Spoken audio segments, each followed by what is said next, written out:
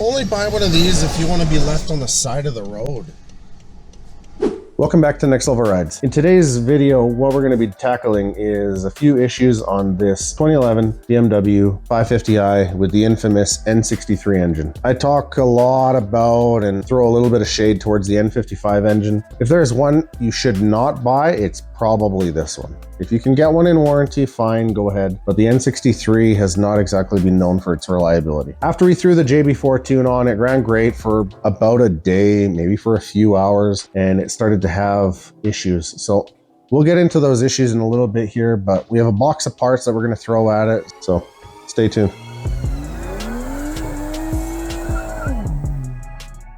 After a few data logs, we noticed that the high pressure fuel pump was reading 1, sometimes 2. On throttle, there was multiple misfires on the passenger side bank between cylinders 2 and 4, I believe. After digging around, changing plugs, moving coil packs around, it persisted in those cylinders.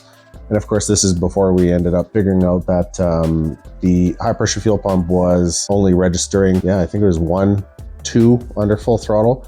So it would go lean, it would show the engine malfunction and cause more headache. We have 2 boxes full of stuff that we're going to be throwing at this thing today.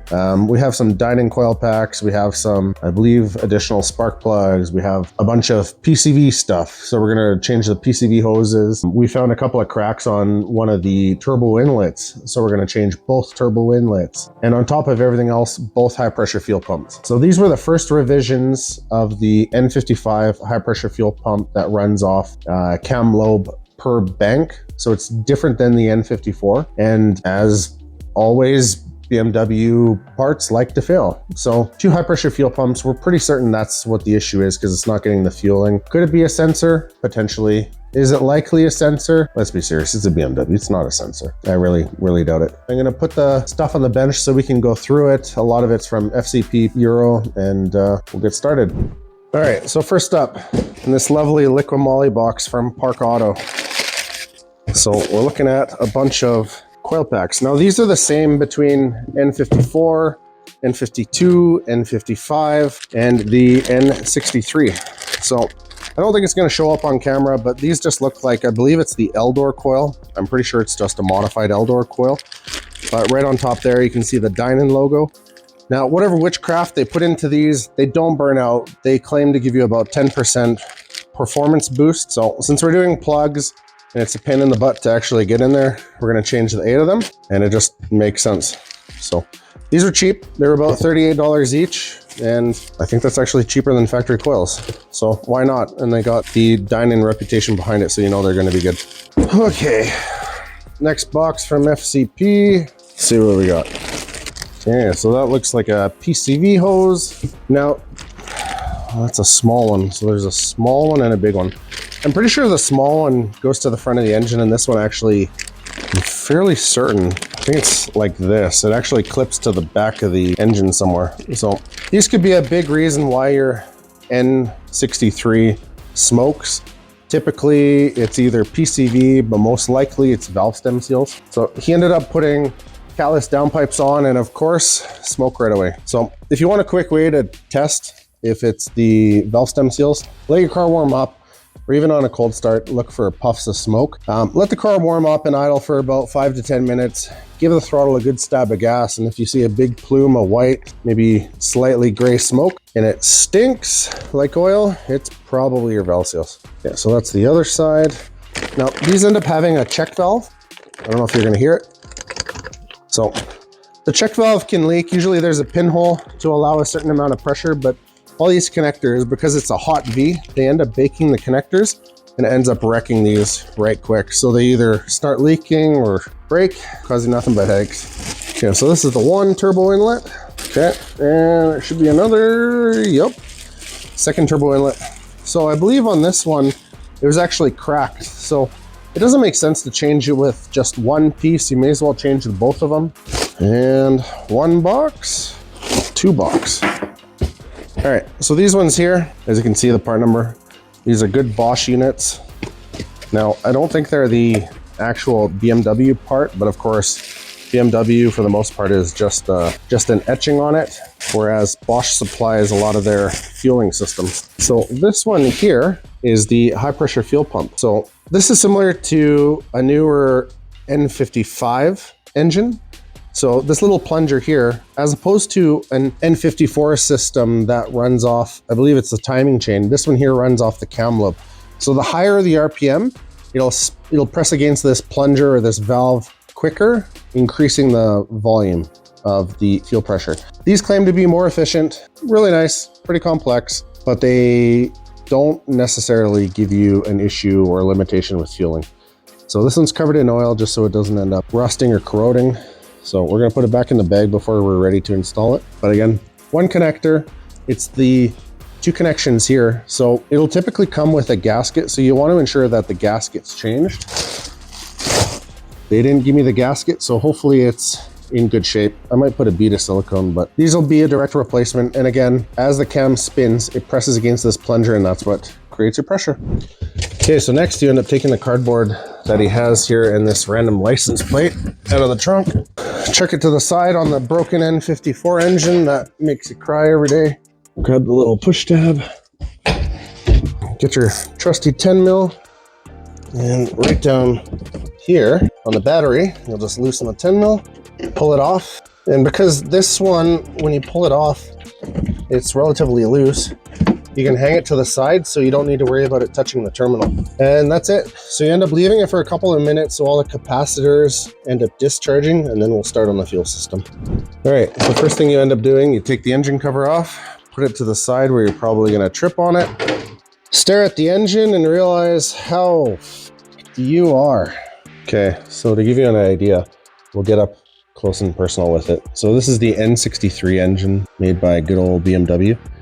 As you can see, there's more hoses and lines than your typical engine, being that this is a hot V8 twin turbo. You got the two turbos up top here.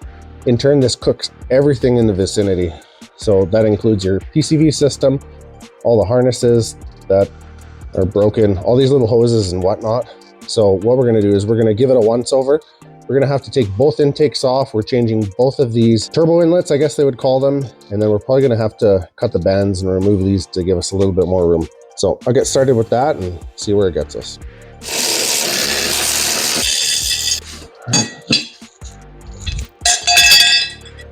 Oh man.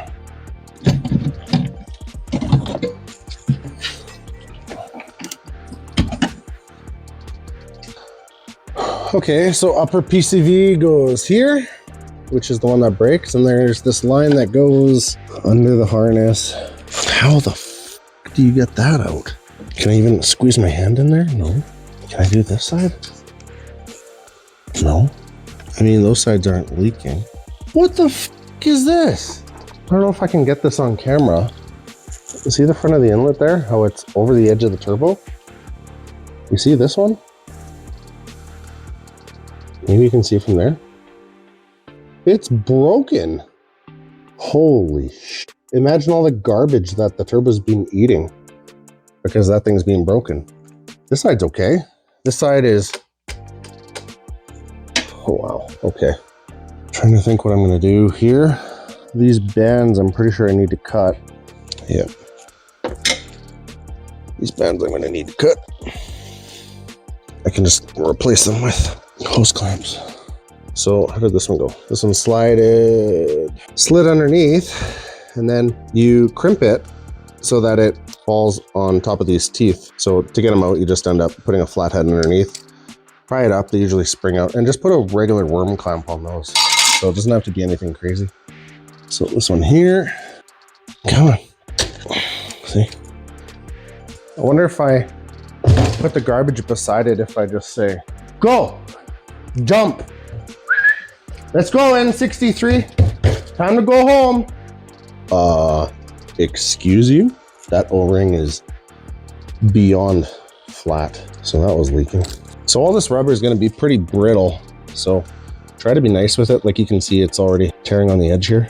So all I try to do is use a plastic pry tool to break the seal rubber to aluminum because it's being baked over time. And you should be able to just twist it. Yeah, there you go. Pull it out. All right, open her up. See how it's completely stuck. Oh, this one's got more oil in it for sure. Equal amount of oil in that one. The O-rings are definitely flat. So there was some dirt that mixed with the oil. So it was just like this. So the O-rings weren't really doing a whole heck of a lot. Oh, wow, okay. Well, there's a little bit of oil in there, nothing crazy. Let's get this PCV off. Yep. These are regular Torx. Come on. There we go. One up, two up. Oh, it's broken. Nice.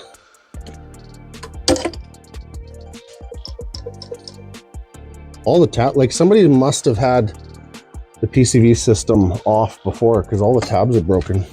Like somebody's touched them. I know it gets baked with the heat, but something's definitely going on here. Oh, that was actually easier than I thought it'd be. Oh yeah, look at that. The O-ring's toast. This wasn't completely seated. Flapper in there is cracked. It seems to still work. I think work is kind of like in quotations. Did it work and do the job? Debatable. We are not dropping that into the void today.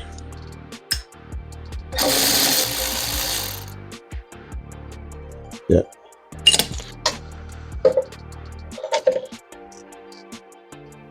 Yeah, this one's okay. Yeah, it's original too. This one, the whole thing is broken. Yeah, you can see here, like when it's not seated properly, you see all the shit that gets past the seal. Smells like toasty oil. All right, time to check the turbos for play. Good. Yeah, turbos are good. There's lots of oil in the front of the impeller though. Actually, it's not that bad. It's just a little bit, there's more shit in the outlets than anything. Don't forget the blue rags. You're surprised how many times I play the Did I Forget the Blue Rag game. The high pressure fuel pump's right up top here, but you gotta get rid of all the shit first. Like those PCV lines are gonna be a pain to get to. Like all of this has to come up, this whole harness. That's for MAF, O2. This one was twisted. You can see where it was twisted 360. So that could eventually break a wire. So let's not have wires break.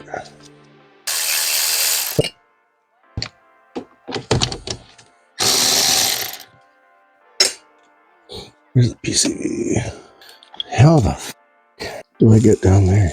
Like actually, I think I can reach it.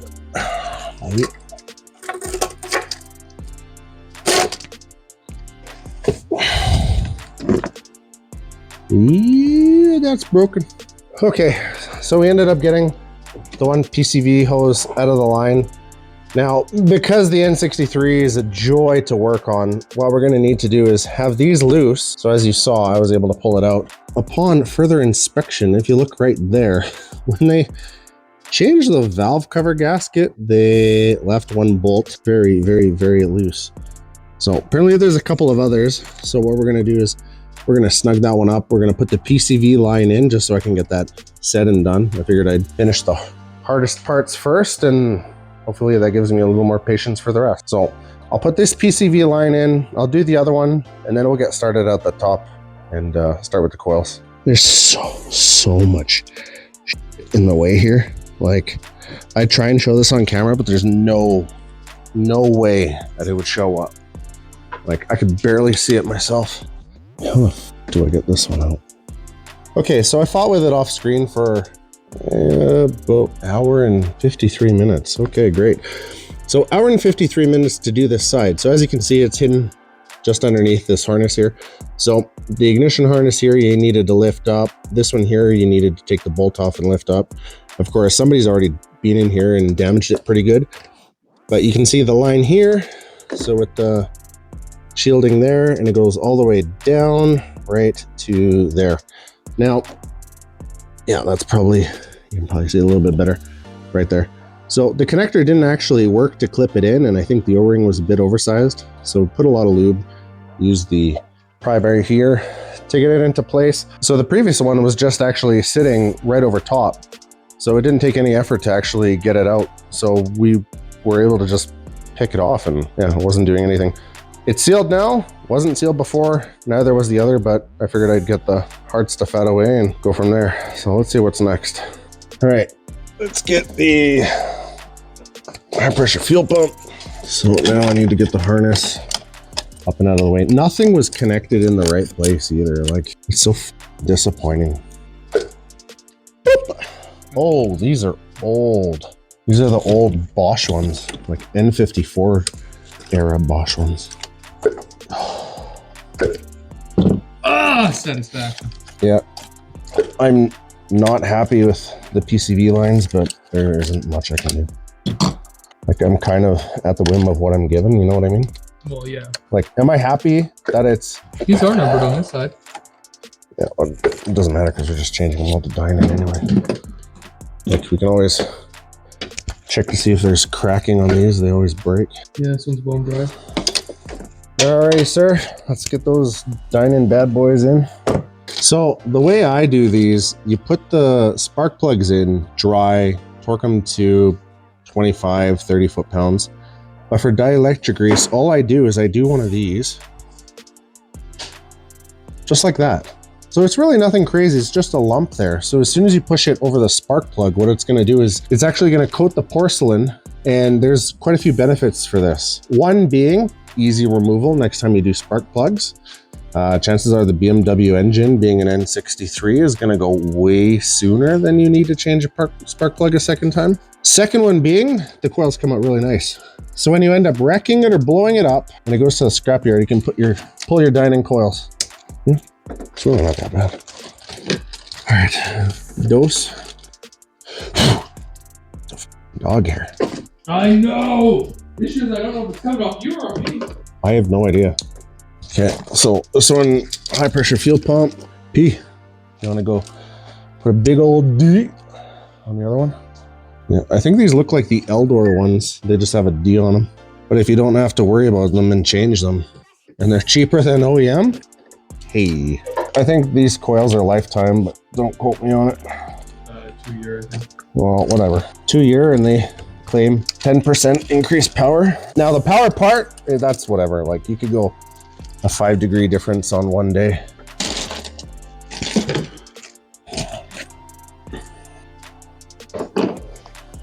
Nice.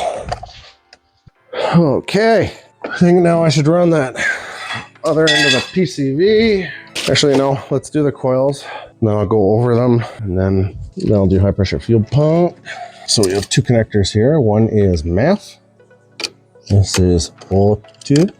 You can tell somebody really f***ed up because there's like electrical tape around here. So you know they really broke it. Like, this is held on with two connectors. Was. Keyword was. No longer is. Yeah. This, I'm a little bit nervous, like, to get this up and around, because I'm pretty sure there should be a 45 on these ends. Do you want to get me an 18 and I'll crack some lines? And safety glasses, just in case there's fuel pressure in here. Because this fuel is likely, like, we've given it enough time to bleed down, but we want to be extra careful. So when we crack these lines, we'll use some good old safety glasses, because I think fuel rail is usually at like 1500 PSI. So I marked this one P, the other one D. Passenger driver. And what we're going to do, because there is going to be a little bit, at least, residual fuel in these hoses, maybe grab me one so I can put just over top in case it does spray. Ooh, somebody has had those off before. Too tight. Yeah, they were a little bit too tight. No pressure. These are kind of neat how the high pressure fuel pump works on these, because it works off the cam lub. Oh, this one looks okay. Nothing out of the ordinary. I'll give you this. And what I'm going to do is let's take a gander at the, oh, what is that? Well, it has like a little recess that it rides against. So you can see where the high pressure fuel pump was. So it has a little channel where this little bucket appears to ride on the cam lobe, which is kind of neat. So we're going to give this a wipe. We're going to put a little bit of maybe Vaseline just inside there so it doesn't start dry or anything. It takes maybe a second or two for it to build oil pressure, but a little bit of Vaseline doesn't hurt. So we'll put a tiny bit there, then it'll be all right. Little bit of Vaseline. Nice and clean. All right, so we get it in place. And as you get it in place, what you want to do is you want to start these little nuts here. So bottom it out and then start tightening, because the last thing you want to do is fight tension with these and then end up having a leak. So as I tighten this, I usually wiggle the end of the hard line. So that way you know it's going to be bottoming out nicely. So these bolts, I'm fairly certain these bolts are actually supposed to not reuse, you're supposed to replace. So I'm gonna get them super, super, super light now that it's flattened out. Double check. Yep, looks good. And you said 18 Newton meters? 12 Newton meters. That's like what, 6 foot-pounds? Well, yours only goes to 14, so it's getting the 14 Newton meters. Ooh, living dangerously. Some torque wrenches, they don't register that low, so you end up tight turning them and it hits like 40 before it actually clicks. So it's good practice, even though both clicked, go back to the other one, because it very well could have loosened up just a hair. No. Yeah. Now I'm sure BMW in their infinite wisdom have a torque spec for this, but clearly you can't with a wrench. And I don't have the right tool, so I'm just gonna tighten it to good and tight. I've done enough of these that I kind of have the feel for it. I have the power. There you go. Nice. Click. Okay. Where's the yellow paint pen? I'm gonna mark stuff that I've already done. Like a mechanic shop, but I'm not a mechanic. Okay. All right. Now we go to the other side. Be careful, because if this doesn't have pressure, it very well could be like a stuck release valve in this. So this one might have pressure. So this one, he had his misfires on 2 and 4, and this had no pressure. So I'd be curious to see if that has anything in it. It sat for 48 hours. That was tight. I'd alternate it, yeah.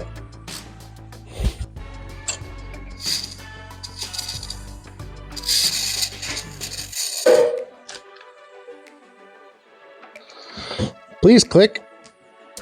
Yes. All right, this side. So we're going to do Vaseline. I like how random harnesses are just laying all over the place.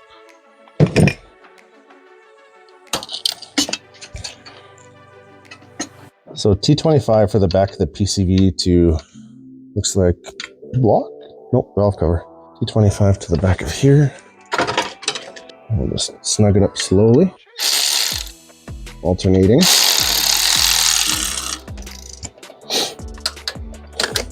You can tell somebody's been in here because this, look at this harness. Oh, what? Look at the exposed wires. Great. We've got exposed wires right by the high pressure fuel pump. So in this situation, what I like to do is just a little bit of liquid electrode tape. It's gonna look like a bit of a mess, but you know what? It's better than arcing or sparking or whatever. Actually, that doesn't look that bad. And as soon as it dries, it'll be fine. How is this gonna work? Good question. There we go.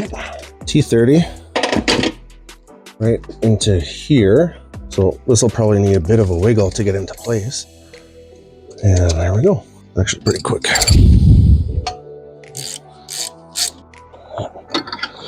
Got it. All right, where's the... Oh yeah, that's what you want. You want your O2 sensor touching the hot side of the turbo. Yeah, no problem, bro. It's fine. I'm gonna keep this from burning down.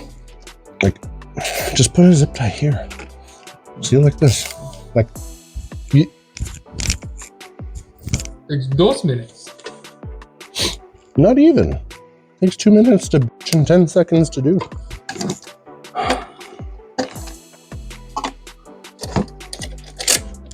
Wiggle check, no. Wiggle check, wiggle check, wiggle check. Nah, they're all good.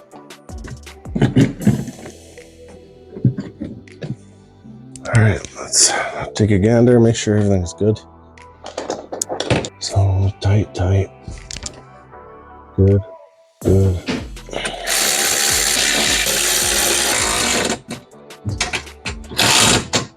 All right, now we're gonna move to the back. Don't forget to put the battery back. False tray. Cardboard that they had, probably from the oil leak. License plate, beep, beep. Now I'll get you to go in and cycle the key a couple times without starting it. Just turn it on, and then all it off. I hear it priming. Let's see if I can get the camera in there. Okay, it's not leaking. Top one. Okay, good. No leak. No leak. Can I get the one up top? Good. That looks nice and dry. Well, I don't see anything, so I think it's a moment of truth. I'll crack the door. Okay.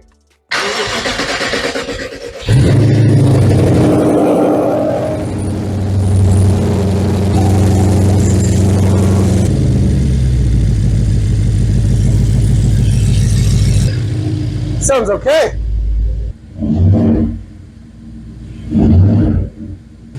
Sounds pretty good. It doesn't like revving, eh? These have a really laggy throttle. Okay, shut it off. So what did we learn today? We learned that N63s suck to work on. Everything was so compact.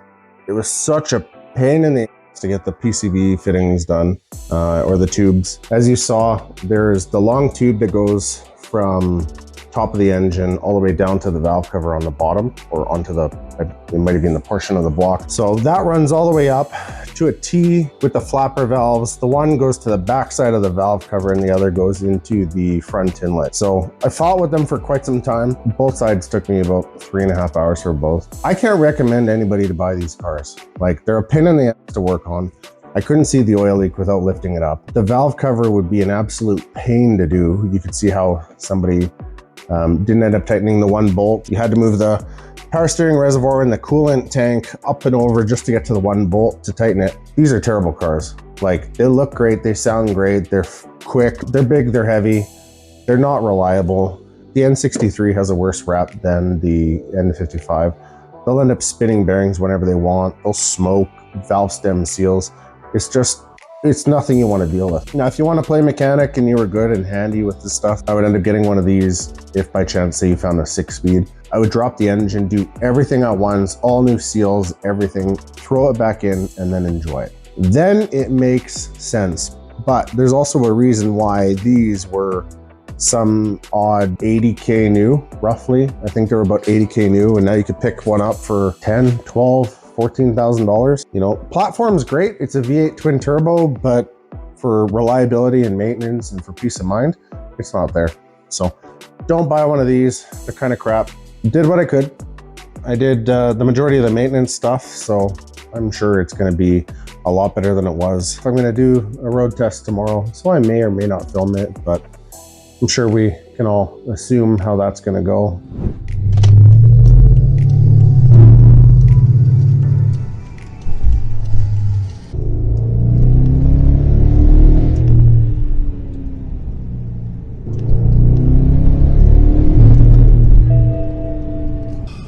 Drivetrain malfunction, and you can hear it's misfiring.